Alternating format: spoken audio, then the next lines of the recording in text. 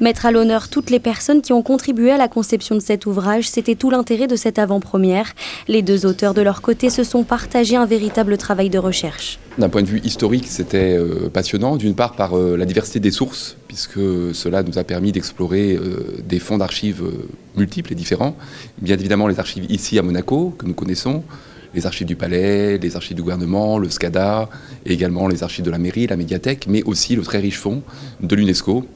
Les archives de l'UNESCO qui ont une dizaine de cartons et de dossiers concernant la principauté et son rôle à l'UNESCO.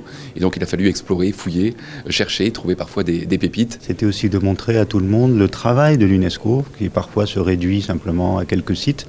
Et là on voit vraiment le travail au quotidien dans le monde entier. Donc c'est aussi un ouvrage qui a une visée pédagogique. L'histoire entre cette organisation et la principauté dure depuis maintenant 75 ans et les projets continuent. Il y a des pistes de réflexion à l'heure actuelle sur l'avenir dans certains domaines, notamment en matière d'éthique, d'intelligence artificielle, d'éthique sur les neurosciences également.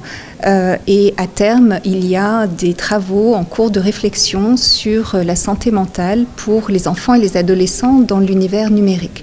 Donc ce sont des grands thèmes sur lesquels la société a à se pencher et pour lesquels effectivement les pays ont besoin d'avoir des lignes directrices. Le prochain rendez-vous est donné, ce sera dans 25 ans pour célébrer le 100e anniversaire de cette adhésion.